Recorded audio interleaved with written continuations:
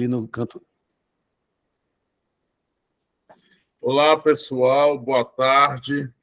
Nós estamos aqui hoje reunidos, eu e o professor Aldo, para falar um pouco, bater um papo sobre o último livro dele, que está sendo divulgado, que saiu pela editora Auster, que é o Manual do Estoicismo, a vida estoica, a visão estoica do mundo, Então, recebi o livro, agradeço desde já, e li e considero basicamente um livro de extrema necessidade e urgência, tanto para o meio acadêmico, para os pesquisadores da filosofia antiga, com uma especificidade maior dentro do estoicismo, do helenismo, e, ao mesmo tempo, fazendo um paralelo com o pensamento da atualidade, com o sujeito da atualidade.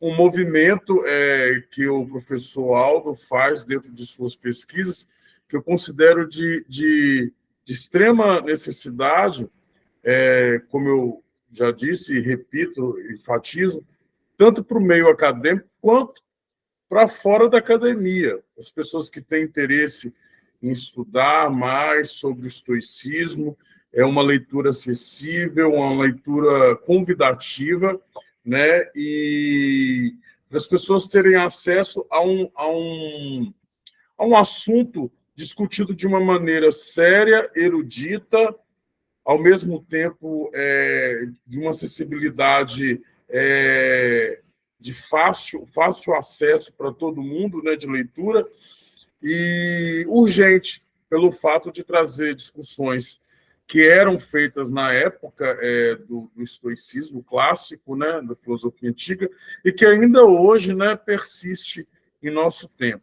Um movimento de diálogo da modernidade, da nossa atualidade, 2023, com um clássico da filosofia antiga. Um movimento que eu sempre digo que o Foucault fez muito bem, discutindo o sujeito da atualidade a partir dos antigos.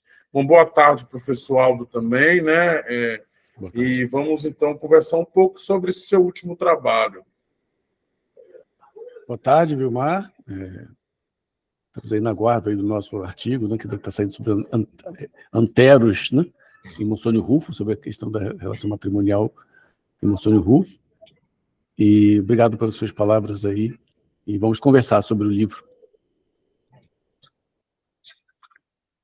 Bom, primeiramente, eu quero dizer que eu me senti lisonjeado com tendo meu nome nos agradecimentos, de um trabalho tão de excelência, um trabalho tão bacana desse, O que me chamou mais a atenção de todo o trabalho foi essa linha condutora que você mantém e convida o leitor a trazer essa leitura dos antigos para a atualidade.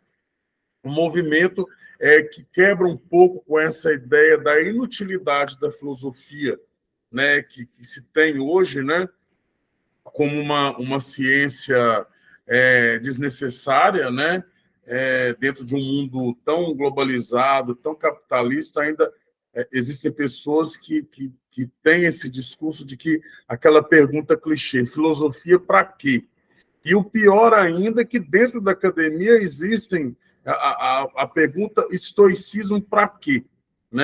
Como você mesmo ressalta no decorrer do livro, muitas vezes visto como uma corrente, nem é considerada uma corrente filosófica para muitos acadêmicos, E você traz justamente essa proposta de combater, esse tipo de ideia, mas trazendo conceitos teóricos, conceitos aprofundados dentro de um arcabouço filosófico, histórico, trazendo essa necessidade tanto da filosofia para o sujeito da atualidade, isso é indiscutível, ao mesmo tempo trazendo a necessidade da filosofia, do estoicismo, enquanto corrente filosófica dentro da filosofia, dentro da academia e para além da filosofia para além da academia para o cotidiano, que era como era a proposta do estoicismo, era a proposta dos estoicos, né? E fazendo com que essa proposta seja tão necessária e urgente para os dias atuais. Outras questões que você coloca aqui, para a gente dar início à nossa discussão, é o perigo que se tem de incorrer o estoicismo num pensamento de autoajuda, que é uma das acusações, entre aspas, né, que o estoicismo sofre dentro da academia, é ser considerado um pensamento de autoajuda, né? E você resgata essa discussão mostrando que não se trata de uma corrente teórica de autoajuda, que hoje em dia é muito usada por muitos coaches, por muitas propostas de fomentar esse sujeito de produzir, de ser útil o tempo todo.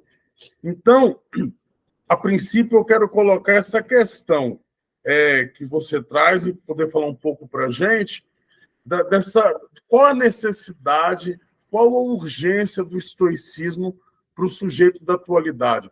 Por que ler os estoicos? Para que ler os estoicos? Diante da atual conjuntura que a gente vive. O sujeito de 2023, que é o ano exatamente que é lançado o seu trabalho.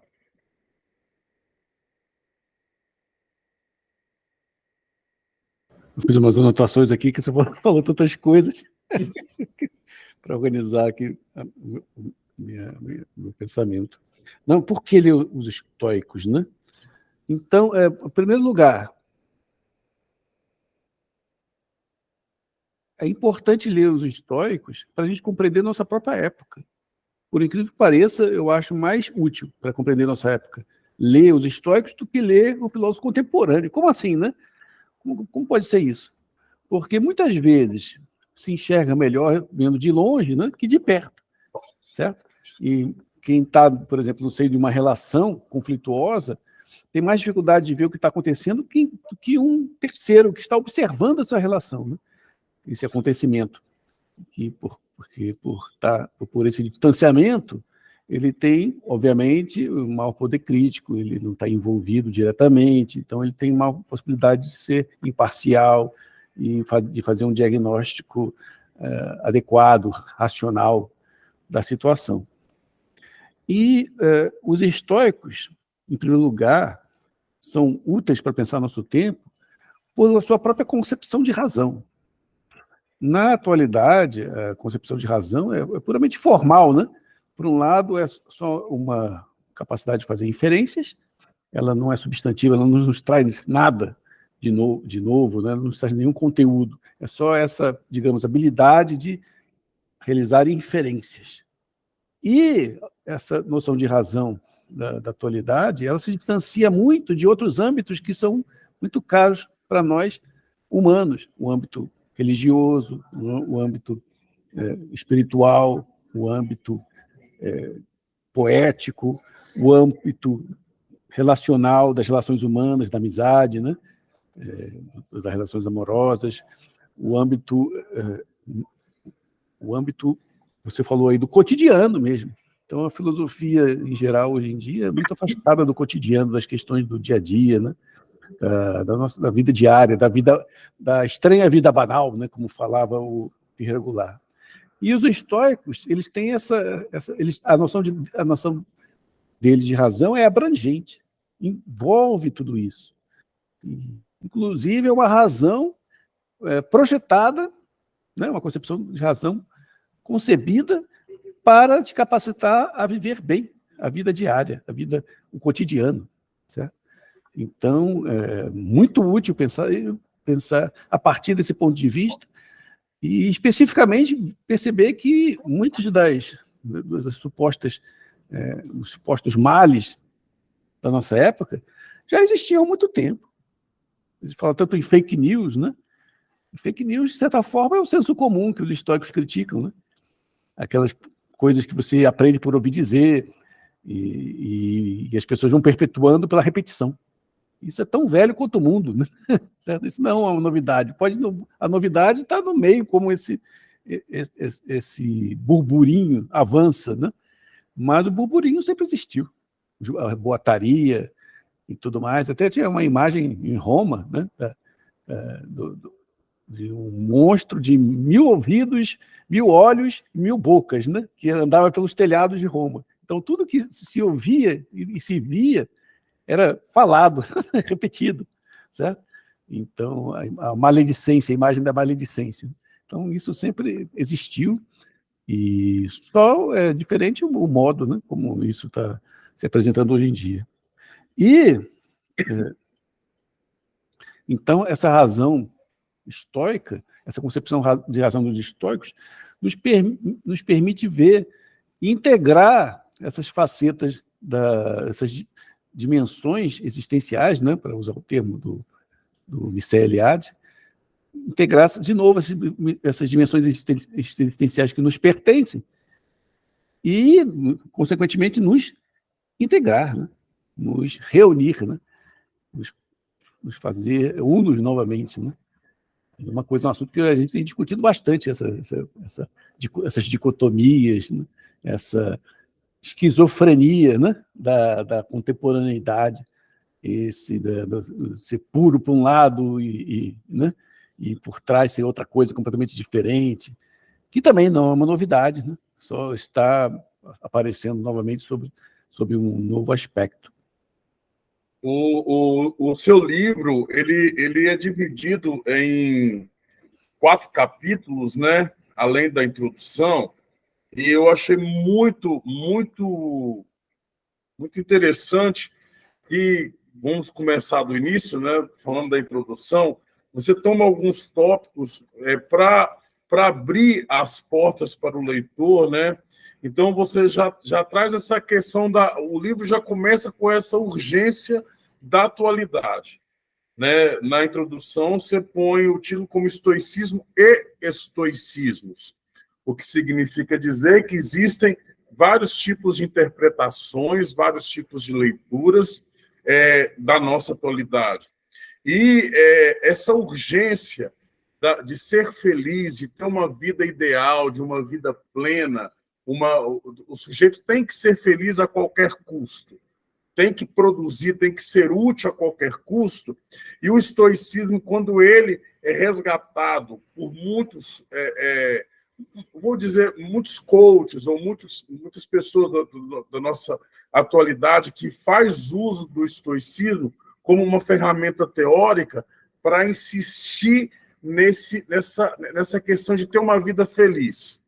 Então, a pergunta que eu faço, a questão a ser colocada, qual é a diferença desse conceito de vida feliz para os estoicos da vida feliz do que é entendido por muitos de maneira equivocada sobre o estoicismo hoje, na nossa atualidade, para tomar como ponto de partida até a introdução, o estoicismo e estoicismos? Isso, ótima pergunta. Na antiguidade, o estoicismo era uma filosofia radical. Sempre foi vista como uma filosofia radical. Às vezes mais radical que o cinismo. O cinismo insiste muito nessa pregação da pobreza, né? Enquanto os estoicos vão muito além, porque eles resolvem intervir politicamente nas cidades, né? Nas sociedades nas quais eles vivem. Eles resolvem intervir também, teoricamente, na questão dos gêneros, certo? Como a gente trabalhou no nosso artigo sobre Anteros um sonho, né? Que o sonho defende abertamente uma igualdade entre o homem e a mulher, no seio de uma relação matrimonial, etc., né? Então, os estoicos na antiguidade sempre foram vistos como personalidades radicais.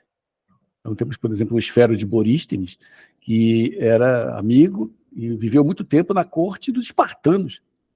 Era um teórico político que despertou interesse nos espartanos que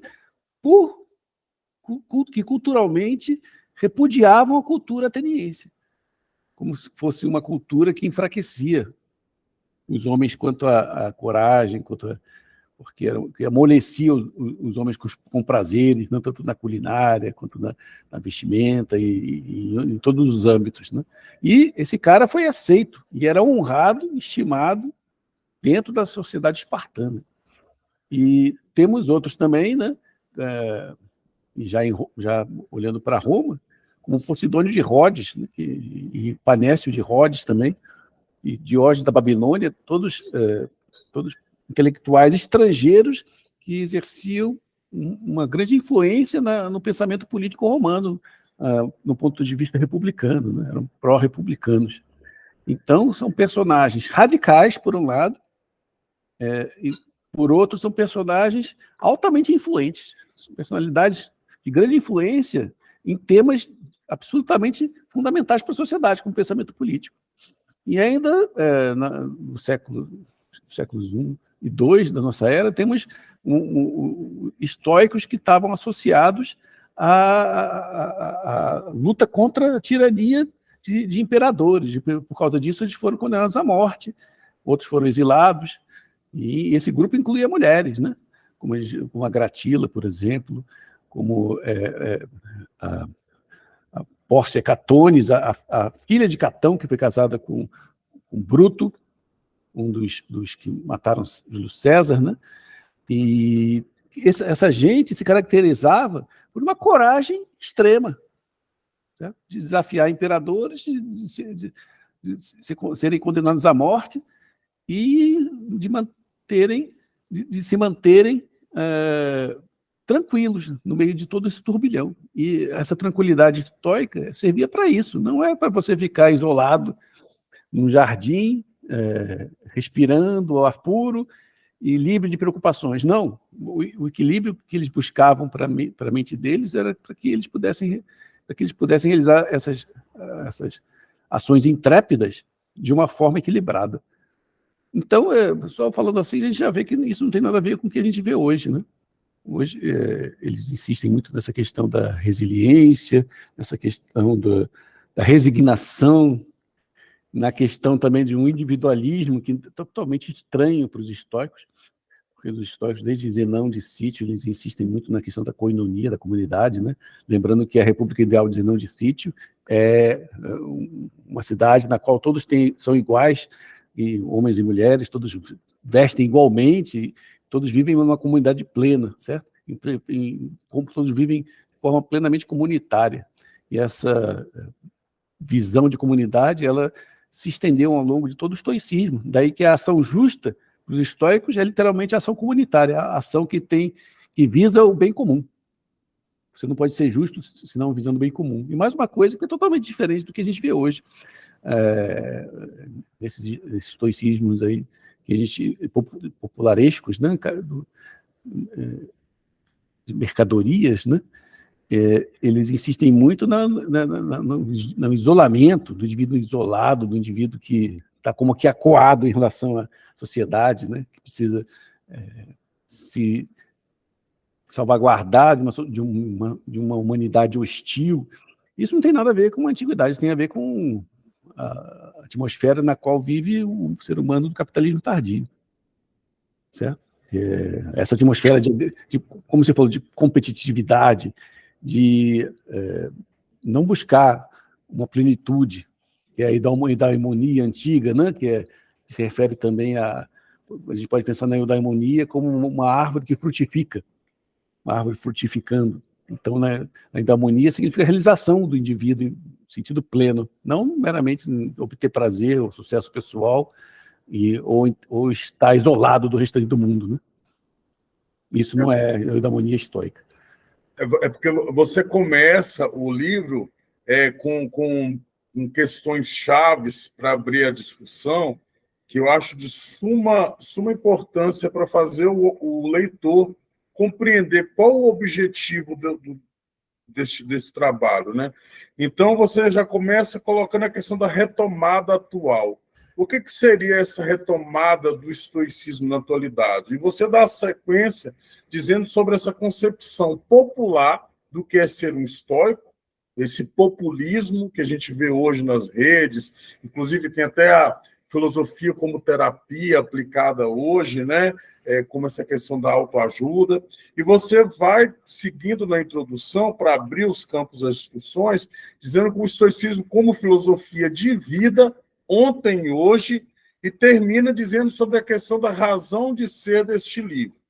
Então, eu, como leitor, eu compreendi que a razão de ser do livro é justamente trazer o leitor para um conhecimento mais teórico, aprofundado e mais filtrado do que diz respeito ao que se discute a proposta do estoicismo, dessa relevância dele para a atualidade, dessa questão do sujeito consigo mesmo e com o outro, né? Nessa relação de koinonia que você falou. E a pergunta que fica para a gente é qual que seria o desafio para aquele que se prontifica a viver como um estoico, mas não um estoico maravilhado, que quer uma vida ideal aos moldes do que não tem problema.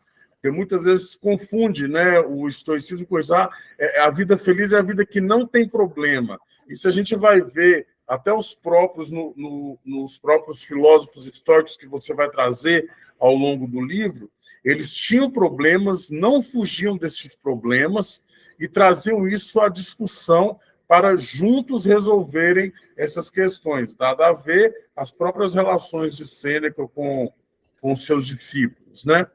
E no capítulo 1 você vai trazer, então, uma breve biografia dos principais estoicos da antiguidade. Então, você vai falar da questão da filosofia na antiguidade, vai falar do fundador do estoicismo, seus principais escolarcas, né? E depois o estoicismo tardio, os estoicos posteriores. É claro que cada pensador estoico teve a sua relevância e a sua grande importância dentro da filosofia, da história da filosofia. Influenciou o pensamento até os nossos dias. De modo pessoal, talvez você pode dizer que não tenha, mas eu queria fazer uma pergunta. Qual desses autores que você traz no primeiro capítulo, qual deles te chama mais atenção e por qual motivo? Ou em que cada um deles, num que ponto que você chama mais a sua atenção em relação a eles? Dos antigos, tem dois que me chamam muito a atenção e que eu pretendo, nos próximos anos, estudar mais. Um é o Posidônio de Rhodes, né, que nos chegaram muitos fragmentos dele, e ele é um pensador crucial, tanto politicamente quanto teoricamente, porque ele vai admitir o irracional na psicologia. Ele vai perceber que Crisipo, de certa forma, já aceitava isso implicitamente, embora não reconhecesse, né? E que isso causava causava um conflito uma inconsistência dentro do sistema estoico. E ele vai tentar resolver essa inconsistência admitindo o irracional e retomando alguns conceitos, até a noção platônica da alma tripartida, né? Ou bipartida também, podemos dizer, entre uma parte, uma capacidade racional, outra capacidade irracional. Então, é um pensador muito importante, muito relevante para a gente compreender o estoicismo antigo. O outro é o Panécio de Rhodes, e foi muito importante em Roma também.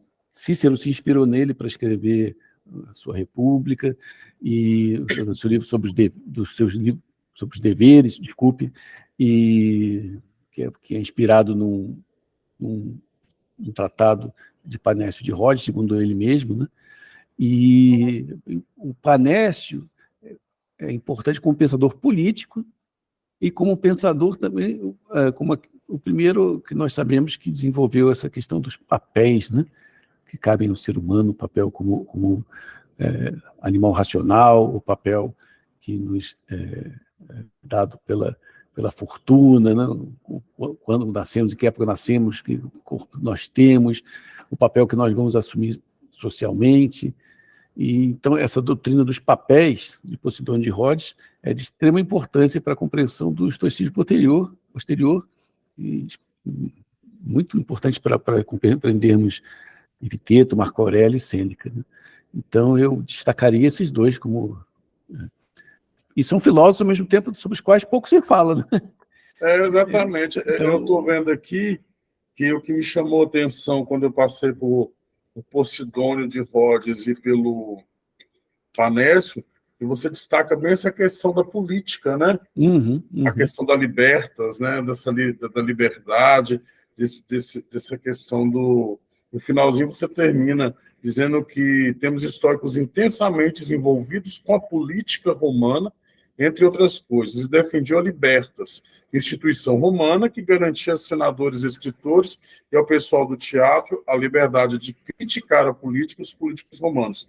Que também existem um equívoco quando muitas pessoas falam do estoicismo sem conhecer, é de considerar ou achar que o estoicismo era uma escola de alienados, né? Que não tinha um envolvimento sociopolítico, e é totalmente equivocada essa ideia.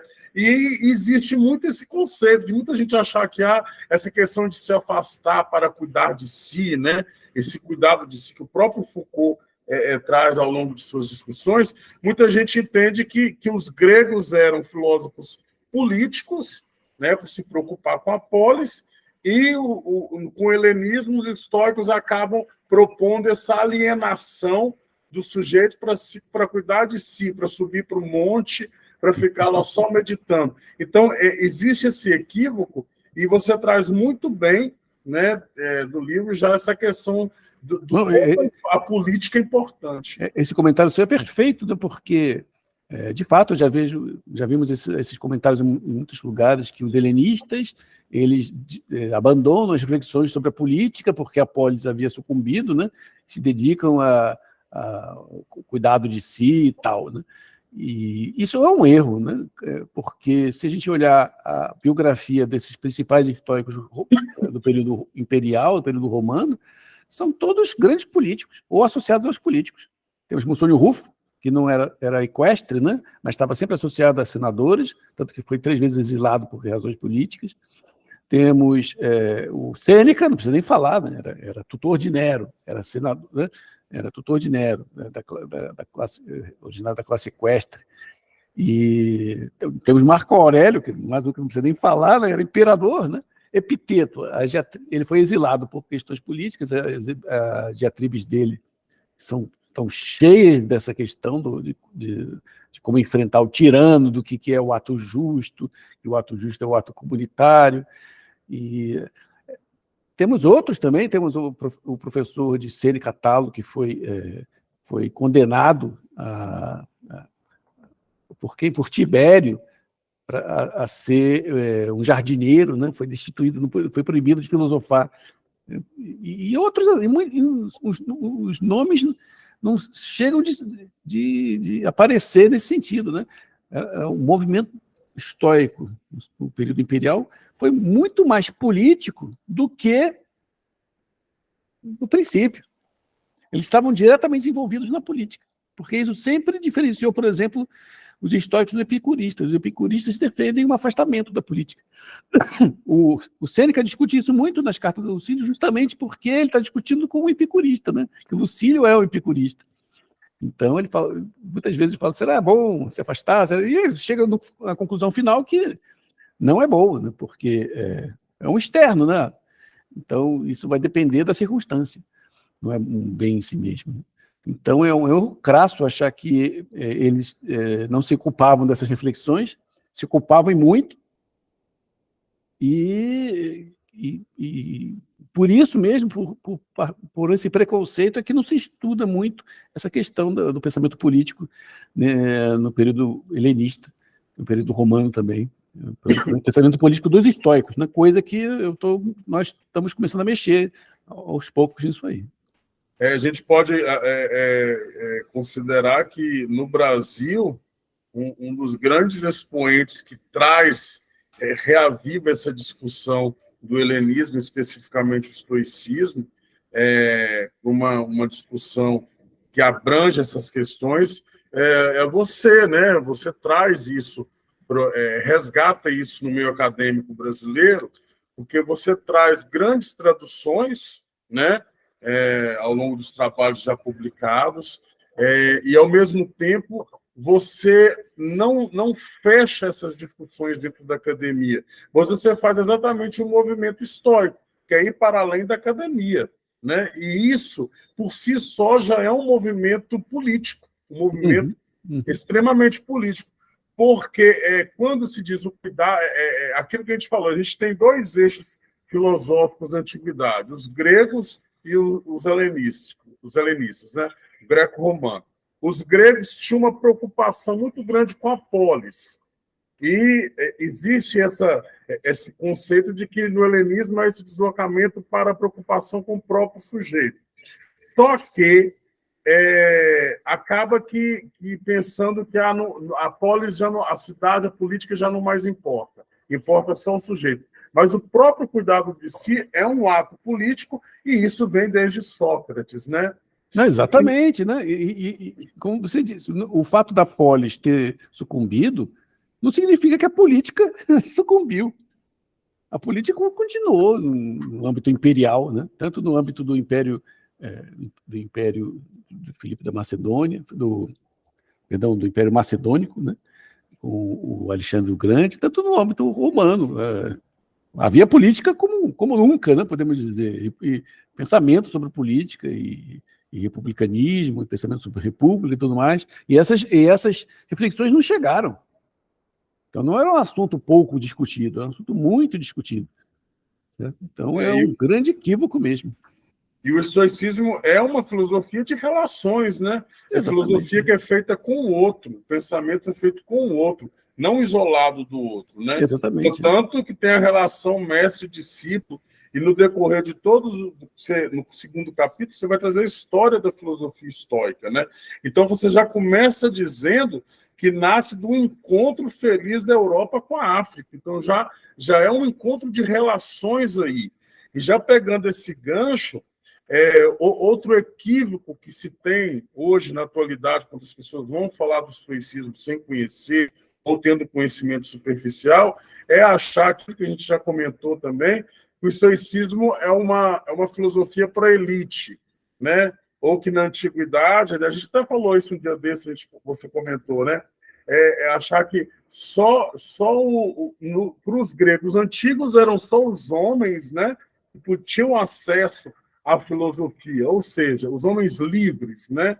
Os escravos e as mulheres não tinham esse acesso. E outra grande colaboração do helenismo é abrir esse leque. Tanto que você traz aqui no livro que as pessoas que têm escravos, você traz até umas pequenas biografias de alguns filósofos, o próprio Zenão, né? E outros nomes que eu vou pedir para você falar um pouco aí, alguns exemplos, que são pessoas que não eram da elite, e, no entanto, entraram para a filosofia e aprenderam. Então, era uma filosofia aberta a todos. Um outro ponto é a questão da idade, que se para os gregos eram só os jovens que podiam fazer filosofia, o próprio Sêneca vai dizer a Lucílio, né? Enquanto houver vida, há de se preocupar e a cuidar de si, né? E a outra questão é até a questão do gênero, da mulher, né? Que com o nosso artigo, né, o próprio Musônio Rufus traz isso de maneira inédita para uma época que não se pensava de modo algum a mulher fazer filosofia. Então, diante dessas três questões, a partir do segundo capítulo, que você vai tratar da história da filosofia estoica, eu queria te pedir para você pontuar essas questões da grande colaboração do estoicismo para esses temas tão urgentes e tão polêmicos, dentro não só da filosofia, mas da política de modo geral, né? Que é a questão da idade, que é a questão do gênero e que é a questão econômica, né? Como que você compreende isso, que você tenta derrubar esse conceito equivocado que muitos próprios acadêmicos, pesquisadores, às vezes acabam dizendo essa besteira, né?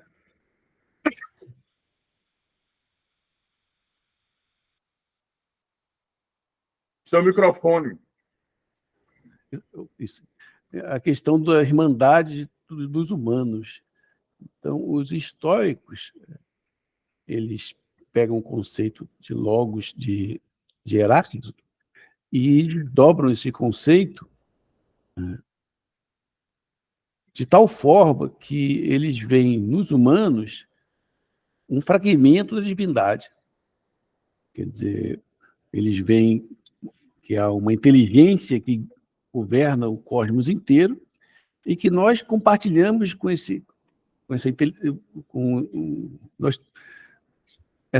melhor dizendo, essa inteligência compartilha conosco fragmentos seus, né? Então nós somos capazes de pensar, de refletir, justamente porque participamos nesse sentido da divindade, né? Nós somos partes, né? Somos divinos nesse sentido. Então, essa premissa simples já nos leva imediatamente a uma irmandade entre todos os humanos. Então, consequentemente, para os estoicos, nós somos todos filhos e filhas do Logos, né? Filhos e filhas de Deus, ou de Zeus.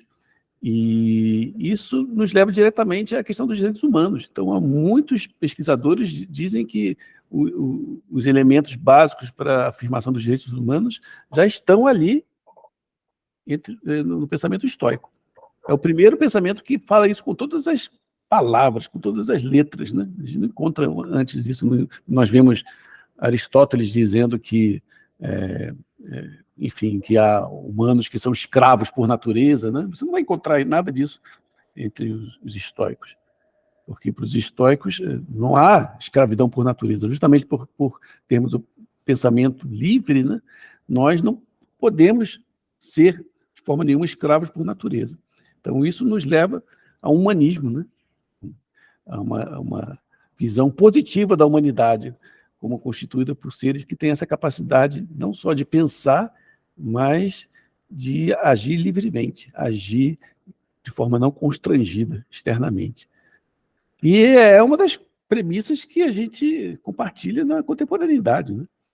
Porque sem essa crença, sem a crença que o humano pode progredir e pode ser livre, o que nos resta, né? O que nos resta? Vamos acreditar no contrário, que o humano não pode ser livre, que a gente não pode progredir. Então, pensar assim é colaborar com o sistema que está aí, né?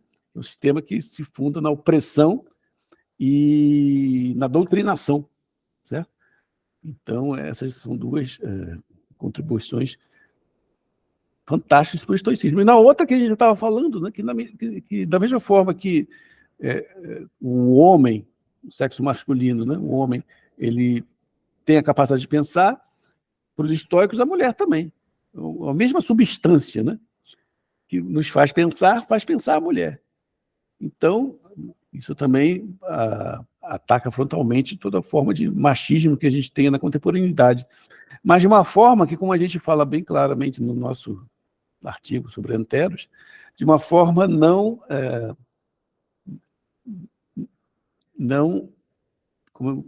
polêmica, não conflituosa, né? Eles não estabelecem essas verdades para, a partir daí, estabelecer um conflito entre homens e mulheres, entre héteros e gays, entre os diversos, né?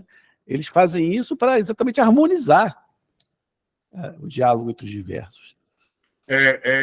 De qualquer forma, quando a gente estava trabalhando no artigo de Mussônio, e quando você traz no segundo capítulo essa questão do... Você vai falar até das 3 partes da filosofia estoica e traz uma breve explicação sobre a filosofia estoica e suas partes.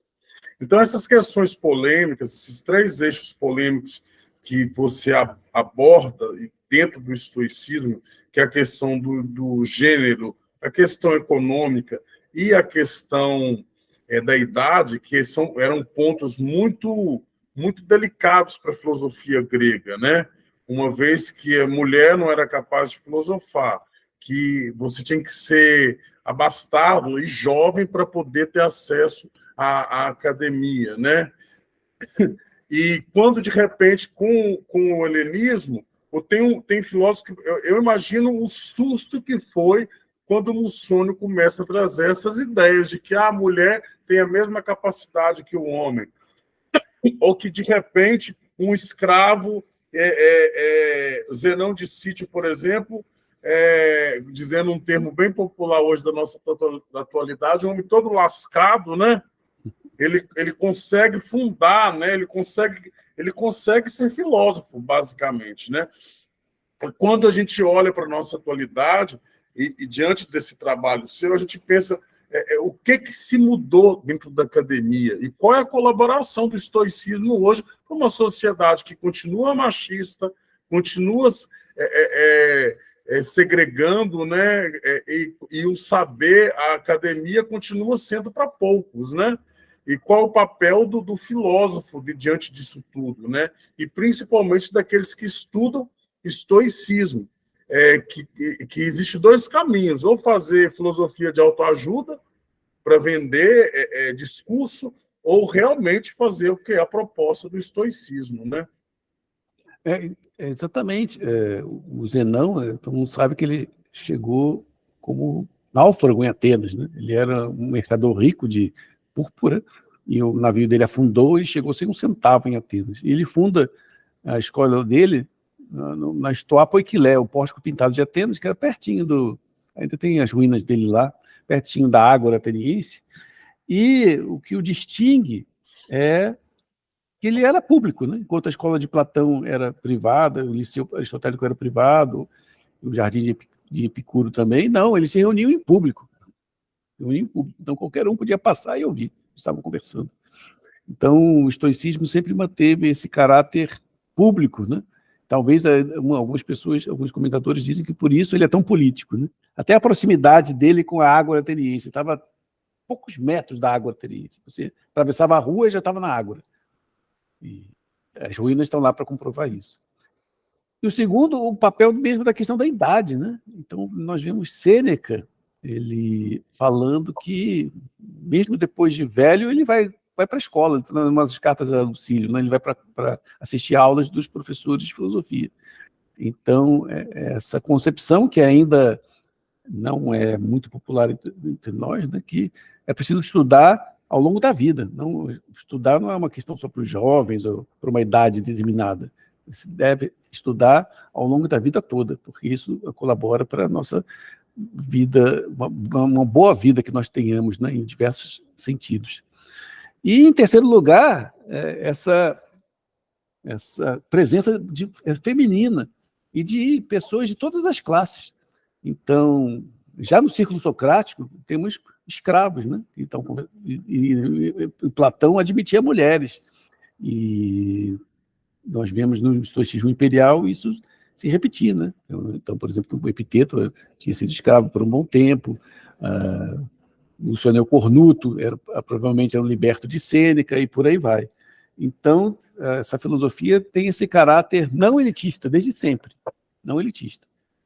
Não é uma filosofia para poucos, para iniciados ou para uma determinada classe social, mas é uma filosofia que sempre se abriu para a humanidade. Daí que, apesar de todos os problemas interpretativos e tudo mais, daí que existe até hoje, né, essa abertura para os leitores. Todo mundo adora ler Carta de Sêneca, todo mundo adora ler o Manual de Epiteto, são as meditações de Marco Aurélio, tudo isso ainda é atrativo para nós, contemporâneos, né? E muito atrativo, né? Poderia pensar que esse movimento flexível tão flexível do estoicismo dá-se pela questão até da sua relação e compreensão do cosmos. Porque quando se pensa na natureza e no cosmos, não existe ninguém excluído, né? Exatamente. Então, desde a mulher, do velho, do pobre, o rico, todos nós fazemos parte da natureza. Então, todos têm a sabedoria, inclusive você traz isso, alguns pontos ao longo do livro, a sabedoria ela é para todos, só que nem todos querem ou têm acesso, né? Mas a questão toda... Tem uma passagem da Diatribes que Epiteto fala isso. Ele tá falando sobre a fraternidade humana, né? E um aluno fala assim, mas eu comprei meu escravo e ele não me comprou. E aí Epiteto vira para ele e fala, você percebe que você está falando a partir das leis dos mortos, não a partir das leis divinas. certo? Isso aí que você está dizendo é a lei dos mortos. Quer dizer, a lei dos mortos é o quê?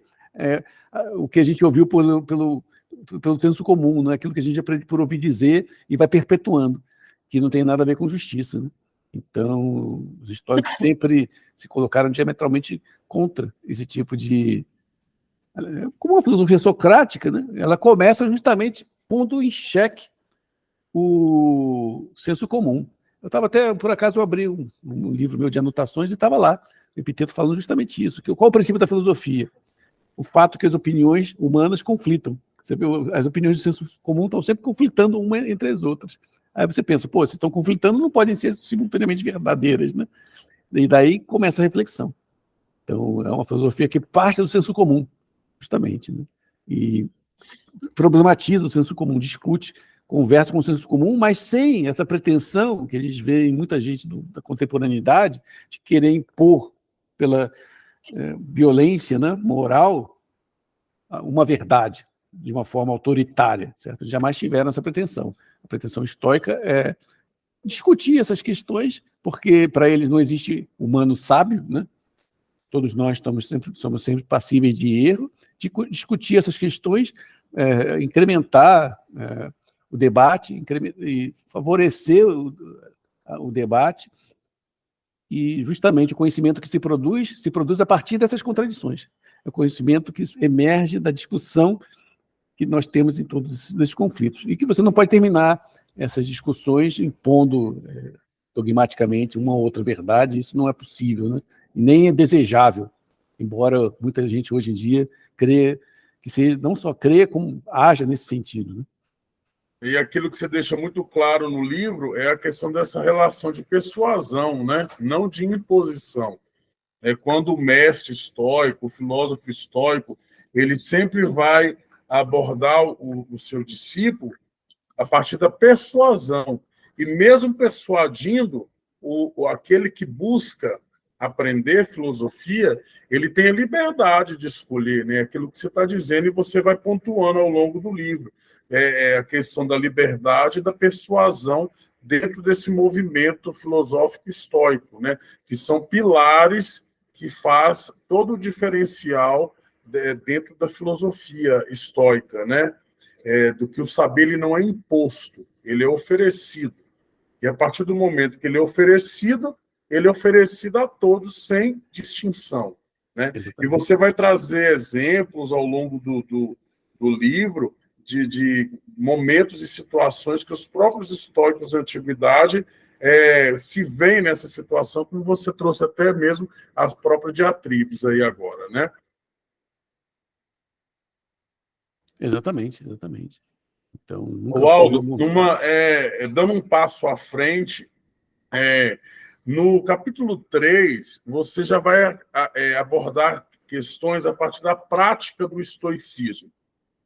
Então, quando se fala prática do estoicismo, a gente logo pensa numa questão muito cara para os estoicos e para a filosofia antiga, que era a filosofia como modo de vida. E tem um momento no seu trabalho que você vai trazer que, na época, não existia universidade, né? As pessoas se reuniam em torno do livro, em torno do interesse em aprender, em filosofar. E a filosofia não era algo separado da vida, do cotidiano, aquilo que você já trouxe aqui. Era algo que atravessava o cotidiano do sujeito. E a gente vê isso muito, muito presente ao longo do livro e ao longo do estoicismo, né? A partir das cartas de Sêneca, a partir de Marco Aurélio. Então, essa filosofia dentro da vida cotidiana. Mas acontece que a gente percebe um certo rompimento, e a filosofia, de um determinado momento histórico, ela passa só a pertencer à academia e a esse rompimento. Filosofia é uma coisa, a teoria é uma coisa, a vida prática é outra. E aí há essa cisão, o que não existe para o estoicismo. Então, eu quero que você fale um pouco sobre essa questão da filosofia como modo de vida para os estoicos da antiguidade e de trazer isso para o sujeito da atualidade. É bom, né? Então, partindo daquilo mesmo que você falou, né, que o mesmo cuidado de si é político, porque você não pode separar esse cuidado de si da realidade, né? E a realidade do humano, ela é política, porque nós vivemos em cidades, sejam elas cidade-estado ou cidades como as nossas, né? Então, tem essa dimensão política, evidentemente, né? E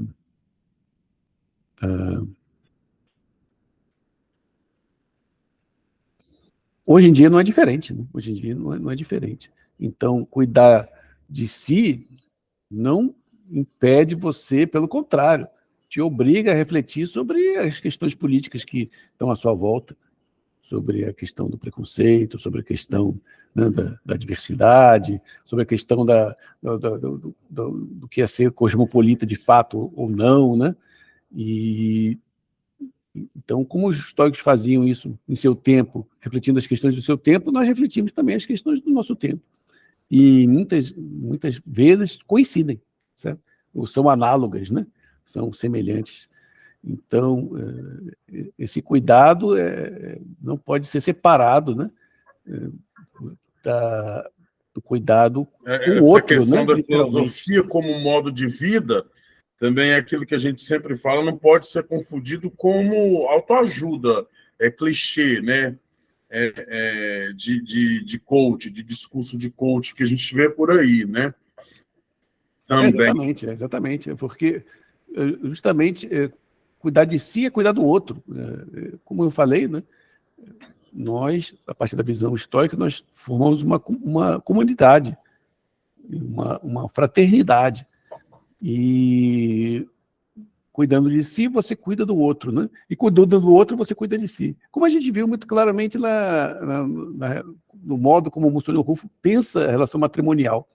Então, o que é uma boa relação matrimonial? Uma na qual homem e mulher cuidam de si mutuamente. Eles não cuidam de si separadamente, né? Cada um cuidando só de si, o outro, né? O outro, o problema do outro. Não. E até ele vai longe, ele diz que a felicidade de ambos depende desse cuidado. Porque se um falha em cuidar do outro, então o casamento fracassa.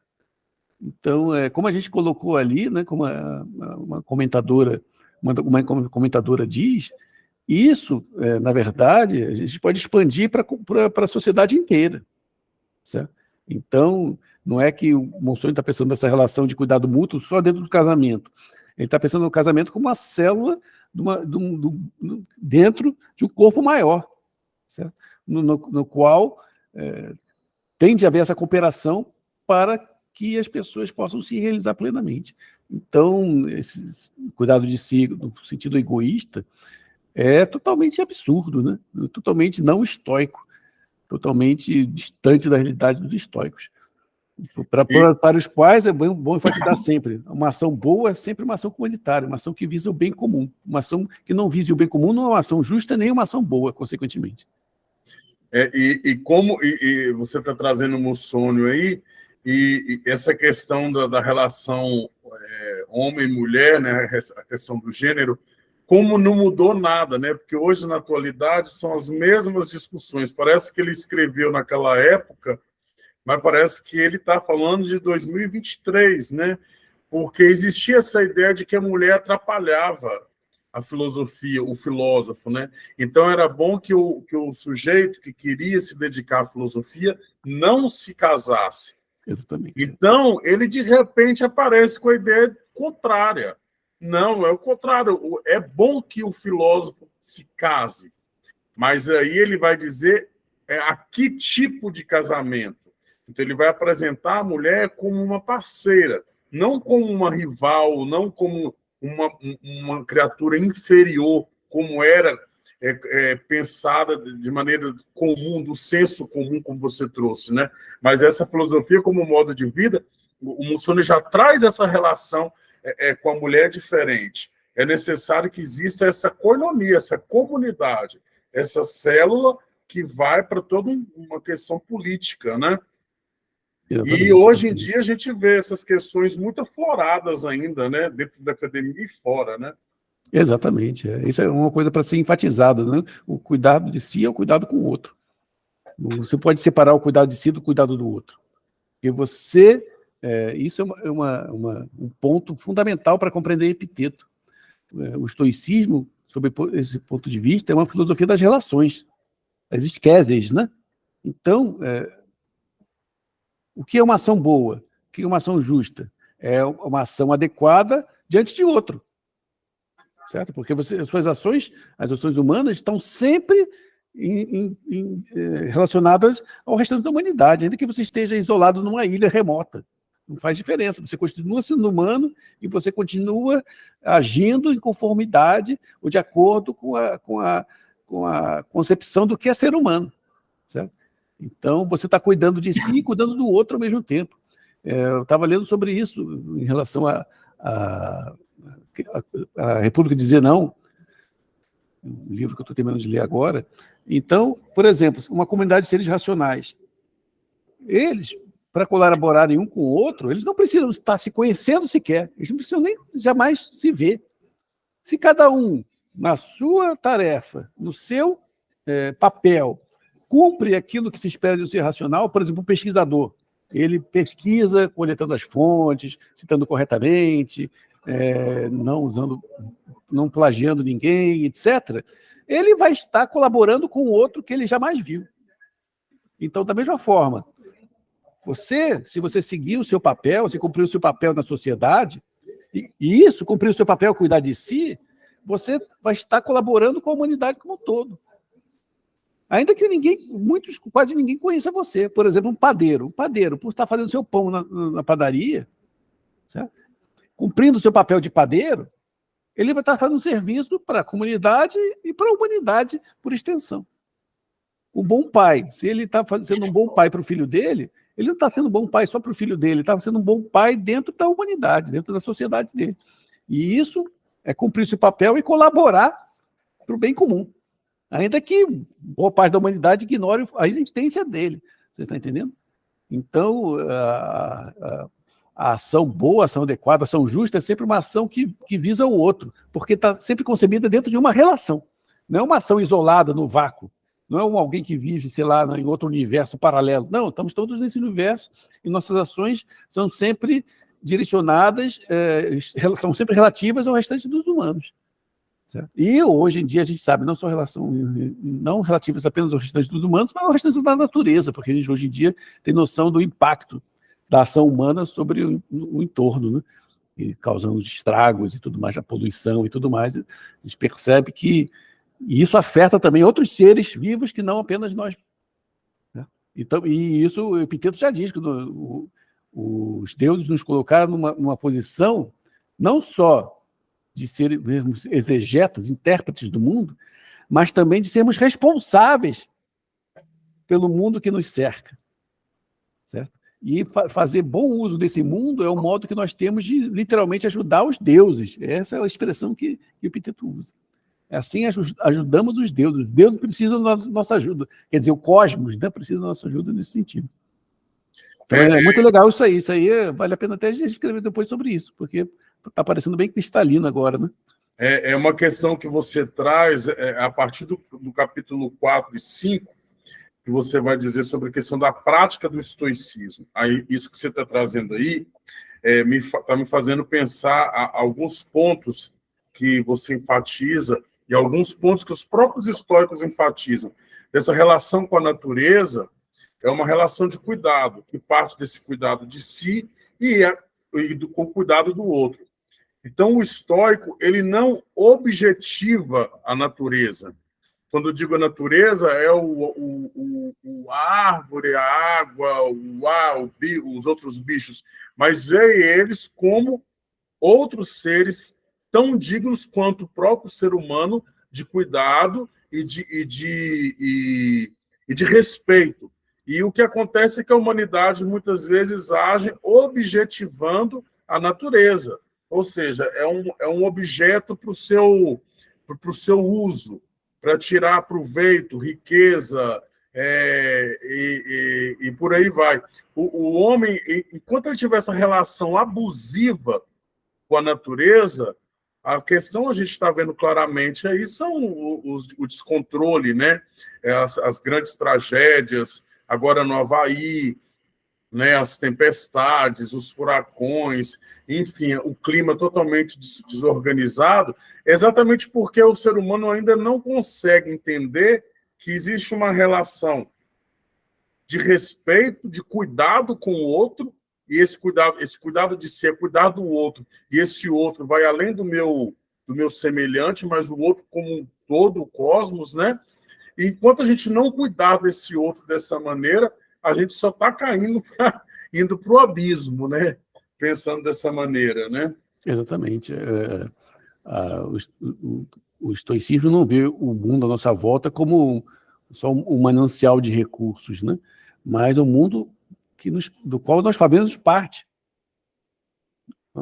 pelo qual somos responsáveis. Não é como uma visão moderna, né, da natureza, como um depósito, né, de mercadorias, que você vai lá coletando. Até a noção de crescimento sustentável tem essa ideia, né, de que não, é só um manancial, que para se perpetuar tem que ser tratado assim, assado, mas eles não há essa noção de que nós somos parte disso.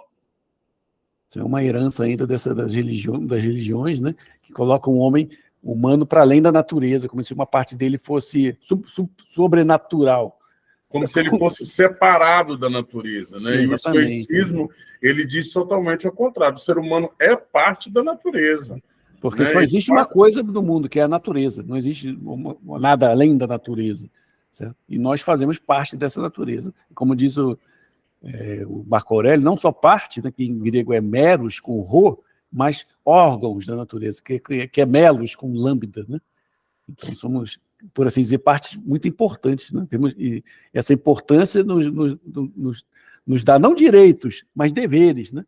Dever de interpretar o mundo e dever de tomar conta do mundo, de ter cuidado com o mundo, de usar o mundo, tendo consciência de que a pedra, o pássaro, né, tenha, por assim dizer, uma alma como nós. Certo? Exatamente. Aldo, a questão que você coloca no capítulo 3, dentro desse tema, a prática do estoicismo, você começa falando sobre a questão do tópico do juízo ou do desejo.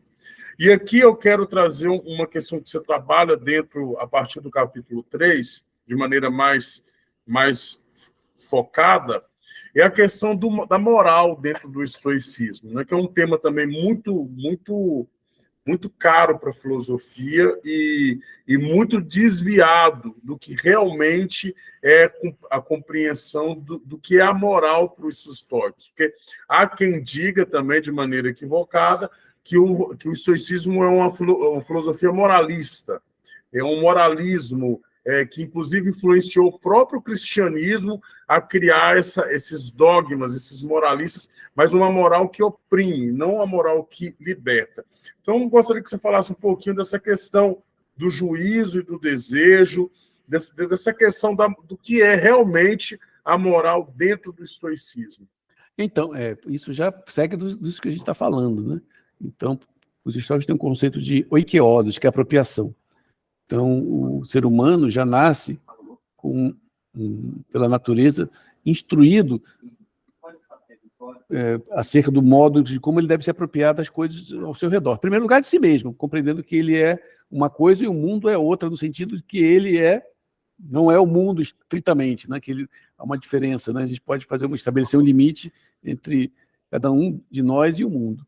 Em segundo lugar, o instinto de autopreservação, que cada um possui, né? E é o desejo de perseverar na existência e evitar tudo aquilo que pode ameaçar essa existência. Em terceiro lugar, é o prazer e a dor, né? Que a natureza ela nos dá esses instintos e tendemos a buscar o que é prazeroso e a evitar o que é doloroso. E, em quarto lugar, o sentido de laços afetivos, que o ser humano ele instintivamente busca estabelecer laços afetivos com outros seres humanos, a partir da relação entre o filho, a filha e a mãe, né? Então, eles têm essa relação maternal como fosse uma relação paradigmática, certo? E tanto que os estoicos dizem que nós todos somos amigos e amigas por natureza. Às vezes, não muitas vezes, as circunstâncias o impedem, ou porque você nunca teve acesso a essa pessoa, porque ela vive, sei lá, em outro país, ou porque concepções diferentes acerca das coisas impedem a amizade ou porque estamos disputando as mesmas coisas. Então, há uma série de contingências que impedem a relação dessa amizade, mas que, por natureza, somos todos amigos e amigas, tanto que para pouquíssimas pessoas é uma coisa prazerosa ter inimigos, né? Ou criar inimizades. Porque o normal na humanidade, né, é buscar a amizade, é estar de bem, é querer que os outros gostem da gente, né? E não o contrário, né?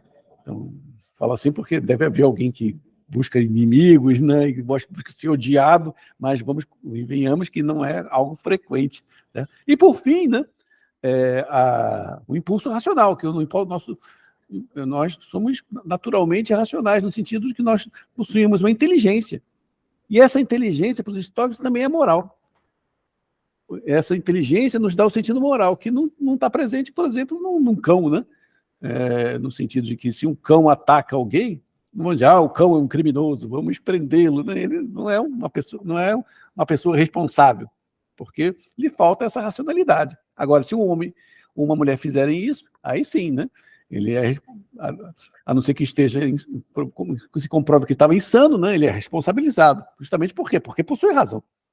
Então, mas temos esses impulsos de dor, prazer, autopreservação, laços afetivos e de razão, e o que importa para o estoico, e daí que está o sentido da educação estoica, é fazer com que esses impulsos e esses desejos, eles operem de uma forma que não seja antissocial, operem de uma forma comunitária.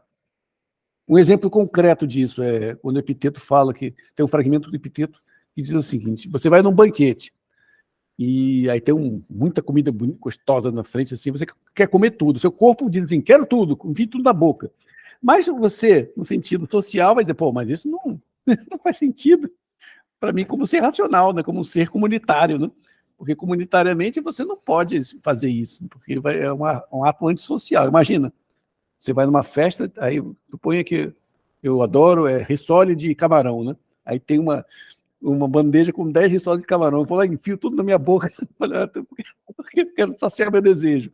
Eu sacio meu desejo, mas isso vai ser visto como um ato antissocial, né? E a gente percebe que os atos criminosos funcionam mais ou menos a partir dessa concepção. Não vou realizar meu desejo e dane-se os demais, né? Então, o objetivo da educação estoica é fazer com que a pessoa tome ciência disso e procure porque é impossível que a gente não erre, né? Porque os impulsos egoístas existem em nós, naturalmente também. E procure, sempre que possível, agir tendo em vista o bem comum. E também não de uma forma criminosa, não agir de uma forma antissocial.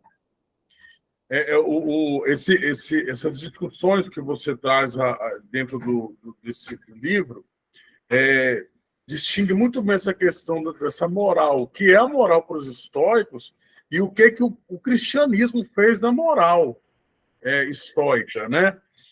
Que é um moralismo, né? Que não é algo saudável, né?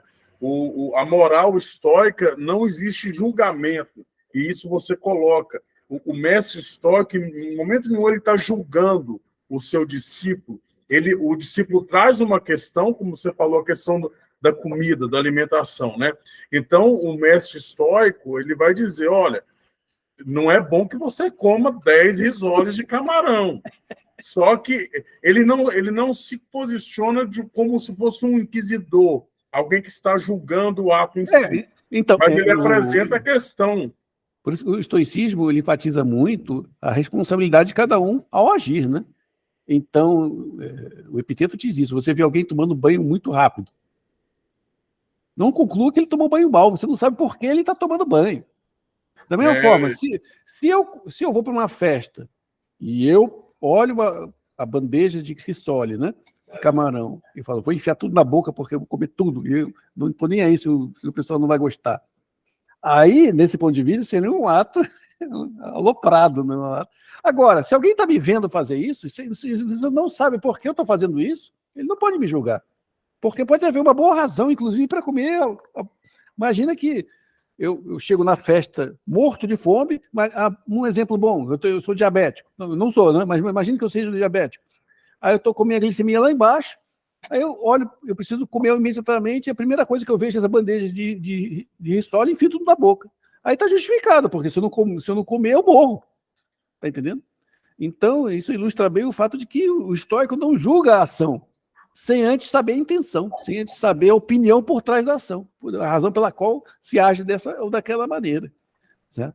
E então, parece exatamente que esse modo de lidar com essas questões morais do estoicismo, de maneira histórica, foi deslocado a partir do cristianismo por um moralismo que julga a ação do outro. Ou seja, essa questão, o exemplo que você traz da comida aí, vira o quê? O pecado da gula, né? Então, o outro, o mestre, que é substituído pelo padre, pelo confessor, né, vamos dizer assim, ele vai julgar o que é certo e o que é errado. Aí surge a penitência. Coisas que não existem no estoicismo. Exatamente. Só que a falta de leitura e de conhecimento de próprios acadêmicos mesmo, a gente vê dentro das universidades, acha que a moral estoica é essa moral, porque o estoicismo é uma filosofia moralista, é uma moral... Não, até tem o caso de Medeia, né? Que Medeia, de acordo com o mito, matou seus 2 filhos, né? Porque para se vingar do marido Jasão. E Epiteto fala assim, não, por que você critica a Medeia por quê? Você sabe por que ela agiu. Você não sabe por que ela agiu. Então, antes de você saber por que a pessoa agiu, você não pode julgar. E depois também não, porque você tem que ter a noção de que a pessoa não quis fazer o mal pelo mal, porque ela é má. Para o estoicismo não existe o mal substancial. O mal não é uma substância, não há demônios. Está entendendo? O que existem são pessoas equivocadas, com crenças disparatadas. Né? Sempre houve. E sempre Mas mau uso da razão, né? Ou nem uso da razão, né? É a ignorância, que você até coloca aqui também essa questão da diferença da razão e da ignorância, né? Não, como Epiteto diz, né, que é o único modo que o humano tem de se rebelar contra a divindade, através das opiniões, através das crenças. Porque o nosso corpo segue a natureza. O mal seria a ausência da razão, né? Que é a ignorância, né? Exatamente. E a ignorância é acreditar em falsas crenças, né? Ter falsas crenças, acalentar falsas crenças. Né? Ô, Aldo, no último capítulo, que digamos que é onde você traz o leitor para entrar, de fato, dentro do que é o estoicismo, é que você vai dar dicas de como escrever seu próprio manual de estoicismo.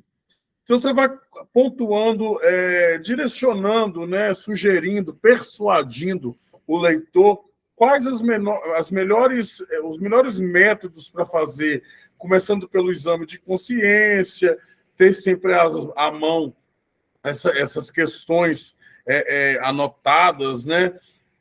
Não se exibir, nem se considerar sábio demais, enfim. Você vai trazendo ao longo de todo o capítulo, do último capítulo, esse convite ao leitor a dizer: você pode ser um estoico da atualidade. Então, a partir desse último capítulo, eu gostaria de pedir para você para falar diretamente para o próprio leitor agora, né, sobre essas questões que você coloca no último capítulo. É possível ser um estoico na atualidade sem confundir estoicismo com moralismo, ou com uma autoajuda, ou com uma vida ideal, uma felicidade forçada? Você tem a obrigação de ser feliz, confundir o que é ser feliz de fato e o que é ser feliz, como a gente vê as enxurradas nas redes sociais e tudo, né? E próprias pessoas fazendo do estoicismo, como eu disse antes, uma ferramenta de alienação, né? Então, o seu livro, quando eu comecei a nossa fala hoje falando que é um trabalho urgente e necessário, justamente por fazer uma ponte entre a academia e a vida cotidiana, para além dos muros da academia, quando faz com que o erudito, o culto, o filósofo da academia tenha a oportunidade de ver o estoicismo como uma filosofia de fato, que é aquilo que você fala aqui, que muitas vezes o estoicismo não é considerado por muitos acadêmicos como uma filosofia. E, ao mesmo tempo, fazer daquele que não é um acadêmico ser um filósofo estoico. Então, eu queria que você falasse um pouco sobre essa ponte que você coloca por meio desse livro, dessas duas realidades, a partir do estoicismo. Eu vou começar pela essa última questão, né, que muitos achavam que não fosse uma filosofia. Felizmente, esse preconceito nós estamos derrubando, né? Porque com nossos trabalhos, literalmente, meu, seu, o Joelson, e do Danilo, do André, nossos somos pesquisadores do estoicismo. E nós, então, o estudo do estoicismo já tem uma respeitabilidade nacional. Temos o GT Epiteto, né? E Marginalia Filosófica, que reconhecido, não, faz parte da ANPOF, que é a Associação Nacional de Pós-Graduandos de Filosofia. Nós temos o VivaVox, que é um grupo que já existe há mais de 15 anos, 16 anos, né? E tem trabalhado no estoicismo nesse tempo, já recebeu inúmeros financiamentos. E temos também um acordo com a Academia Britânica, teve esse evento que você fez parte agora, né? Foi em abril. Então, foi um projeto que foi financiado pela Academia Britânica. Então, hoje em dia, podemos falar que seria uma sombra de dúvida que essa ideia de que o estoicismo não é uma filosofia ou não mereça ser estudada já caiu por terra há muito tempo. Já conseguimos mostrar tudo, não tudo, não, mas deixar entrever a riqueza da filosofia estoica em seus múltiplos sentidos, tanto na lógica, quanto na psicologia, na ética, na política, e por aí vai. É um trabalho que nós estamos sempre começando, apenas começando, né? Precisaríamos de uns 400 anos de vida, mas outros viram atrás fazendo, né? Que nós não conseguiremos fazer. Então, esse preconceito caiu por terra. Agora, a questão é como ser estoico nos dias de hoje. Algumas pessoas já comentavam que não seria possível ser estoico porque a filosofia estoica é uma filosofia da antiguidade. Mas, se isso é verdade, então não é possível ser nada. Não é possível ser cristão porque também é uma religião da antiguidade. Não é possível ser budista porque também é da antiguidade. Não é possível ser taoísta da antiguidade. Então, tudo é da antiguidade, não é possível ser nada, né? Então, essa tese não é verossímil, certo? Então, a gente pode ser essas coisas todas na medida que nos cabe, na medida que a gente possa fazer uma releitura e aplicar isso em nossas vidas, certo? Então, se não é possível ser cristão, por exemplo, como era possível no século II da nossa era, é possível sair em diferentes sentidos, porque isso aí a filosofia da ciência já mostrou que mesmo os paradigmas científicos, eles não têm uma essência, um hardcore, né? Você não pode reduzi-los a uma essência, porque eles têm algumas premissas fundamentais, né? Algumas teses fundamentais. E você pode se declarar seguidor desse paradigma, aderindo a umas premissas e não a outras. Não é preciso que você adira a todas, declare sua aderência a todas elas simultaneamente. Não é possível. Não, e mesmo na antiguidade não era assim. Mesmo na antiguidade não era assim. Então, há estoicos que falam, não, a filosofia tem 3 partes. Outros não, eu acho que tem 5. Outros dizem assim, é melhor começar pela lógica. Outros dizem, não, é melhor a física.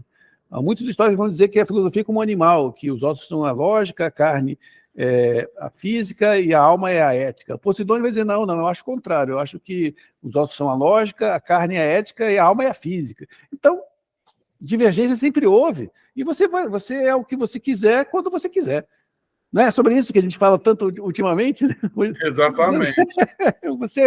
Você quer ser, sei lá, mulher. Então, seja mulher. Não há nada que vai te impedir. Nada interno, não. Externamente, alguém pode porque você se sente mulher, então você seja mulher. Não se sente, então não seja. A gente quer fazer um trabalho sobre o Madame Satã, né, sobre o parresiasta, né? Não, ele decidiu que ele queria fazer isso aí com fantasia no carnaval, né? E participar do concurso. Participou e ganhou. Então é uma questão de decisão. E você declara sua aderência aos princípios que você quiser, interpretando da forma que você quiser, certo? É claro que existe uma maior proximidade ou não. Você não pode falsificar esses princípios, né? Você não pode, como por exemplo a gente vê no cristianismo atual, né, que o Deus é dinheiro, certo? A teologia da prosperidade, porque isso não está de acordo com o cristianismo, porque Cristo jamais diria que a riqueza é sinal da bênção divina. Isso não está no Novo Testamento. Você estudou isso mais que eu, está lá? Não, acho que não. Já li o Novo Testamento algumas vezes, pelo contrário. Pelo contrário, Cristo diz o contrário, que é mais fácil passar, como é uma agulha passar... Um camelo passar no buraco de uma agulha que um rico entrar no reino dos céus. Então, ele está dizendo o contrário.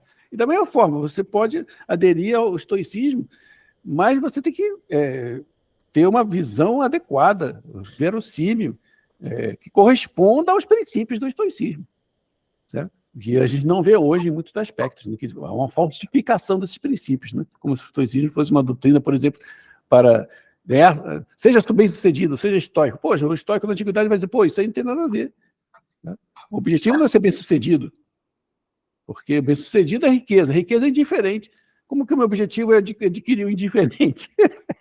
Uma questão também que se confunde muito hoje, e que você traz um livro, é a questão da resiliência, né? Exatamente. Dos indiferentes, né? Que você traz um livro. Muitas vezes as pessoas, o estoico é aquele que é indiferente a tudo, é como se tivesse anestesiado e não tivesse nem aí se tanto faz a água correr para cima como para baixo, né? Usando o ditado popular, né? E é outra confusão, é outro equívoco que se tem do estoicismo. Exatamente, porque quando eles dizem indiferente, quer dizer que não tem valor dado.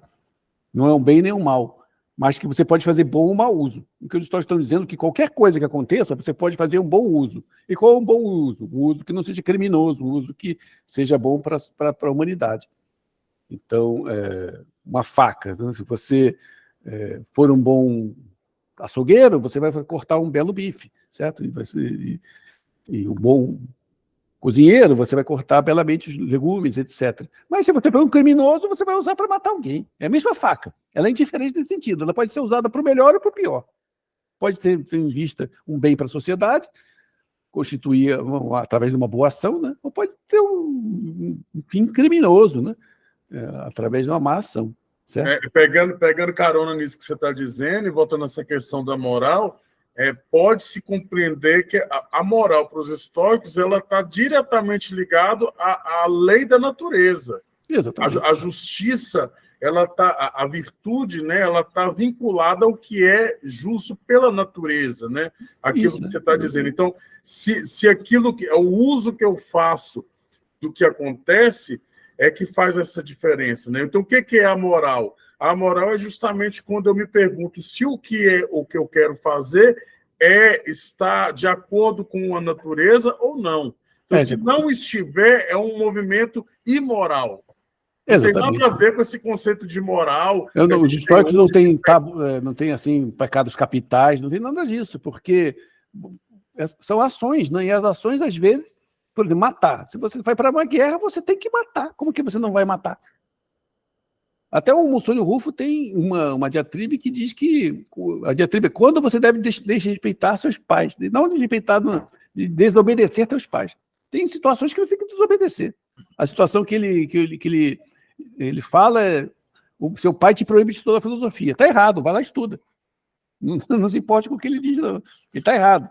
Tá entendendo? Então não tem ação boa, ação má por princípio. A gente tem que investigar o que levou a pessoa a agir, para saber se a ação foi bem intencionada, se foi justa ou não. Certo? Mas aí depende de reflexão, depende de compreensão. Em nenhum momento você vai julgar a pessoa, você é mau. Não, você sempre tem compreensão que quando a pessoa erra por ignorância. Né? Ela não quer ser má, ela não quer terminar no presídio, né? Certo? Ela não quer ser condenada à morte. Então, ela agiu mal pensando que aquela boa ação a levaria para uma situação melhor. Né? Ela visava o melhor fazendo o pior. Né? Mas exatamente. Se soubesse disso, eu não teria feito. Né? E o papel da importância de estudar a filosofia histórica é justamente auxiliar a gente a fazer esses discernimentos, né? Exatamente. O que é bom e o que é ruim para a gente, o que é moral e o que não é moral dentro dessa visão estoica, né? Não nessa visão de cristã, né? de pecado, dessa relação de troca, né? Eu tenho que ser bonzinho para herdar o reino dos céus, né? Não, para eles não tem isso, tem a vida aqui. A vida aqui. O que importa é como você age aqui. O resto, se vier, é brinde. Mas ninguém, o fim está na própria vida. É o daimonia na vida, não é salvação fora da vida. Isso é o cristão pensa assim. Não, o cristão em geral não, mas é muitos cristianismos. Né? Mas eles não. O sentido da vida está dado pela vida, que é ser feliz aqui. E ser feliz aqui é frutificar, ser uma pessoa boa socialmente, ser útil nesse sentido, né? E cumprir, em termos simples, cumprir bem os papéis que te foram dados. Não é, assim, eu sou um filósofo. Não, você, por exemplo, você tem o papel de pai, então seja bom pai. Tem o papel de professor, seja bom professor. Tem o papel de... Então, cumprir esses papéis da melhor forma possível. Aí você está sendo bom e está sendo filósofo na medida suficiente. Não é preciso escrever livro, nem fazer palestra, nem nada disso, né? O bacana, Aldo, do livro, do manual de estoicismo, é que ele consegue dialogar justamente com o erudito, aquilo que eu falei, né? E com qualquer tipo de leitor, desde o que já estuda filosofia, ao que vai pegar pela primeira vez um livro de filosofia. É uma leitura acessível, uma leitura coerente, profunda, que tem um embasamento teórico, né, respaldado nos próprios filósofos históricos da antiguidade. Então, eu acho que o mérito e a importância do livro está justamente essa flexibilidade diante do leitor, né? Não é um livro que posso dizer, é um livro que só vai entender quem faz filosofia, ou é um livro que não traz nada de novo, ou não acrescenta nada dentro do campo teórico. Ao contrário, principalmente para uma realidade do Brasil, é um livro que traz uma porta, uma entrada para quebrar certos conceitos equivocados do estoicismo fora e dentro da academia. E, para além da nossa amizade, eu, como leitor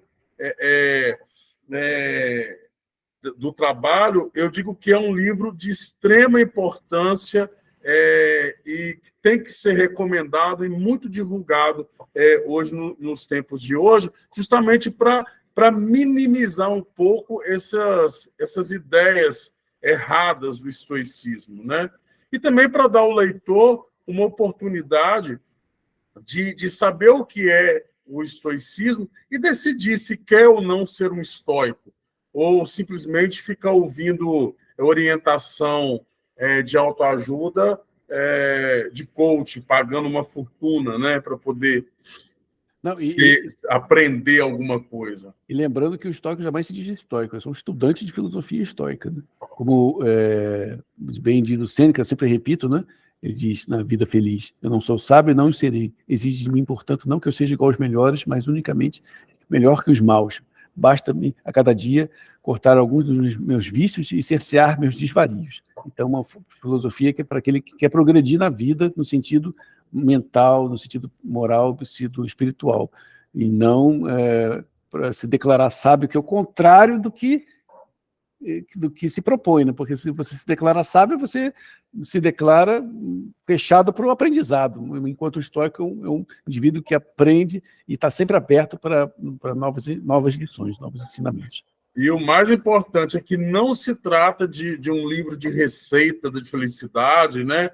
É uma receita de como o manual do estoicismo, e você, no último capítulo, você coloca, né, como fazer o seu próprio manual, que não se confunda isso com um livro de receita, de como eu passo a passo para se dar bem, para ser feliz. Ao contrário, é um livro persuasivo. Não é um livro que traz uma verdade pronta, assim como não é o estoicismo, mas é um livro de persuasão, né? de direcionamentos de diálogo. É uma relação com o outro, acima de tudo, né? Então, eu fico muito feliz de ter lido, acrescentou muito na minha vida, né? E é um livro que pode ser muito indicado a qualquer tipo de leitor, né? Desde de um adolescente no ensino médio ao doutor de filosofia que não aprofundou o estoicismo, né? Então, eu parabenizo a sua iniciativa, o seu trabalho, que dentro do Brasil, né, no Brasil, o estoicismo ainda são poucos que fazem um trabalho realmente sério e aprofundado dentro, e eu tenho o privilégio, e agradeço de antemão, de fazer parte disso, né? Para mim é uma honra e um privilégio, né? Poder estar caminhando junto, né?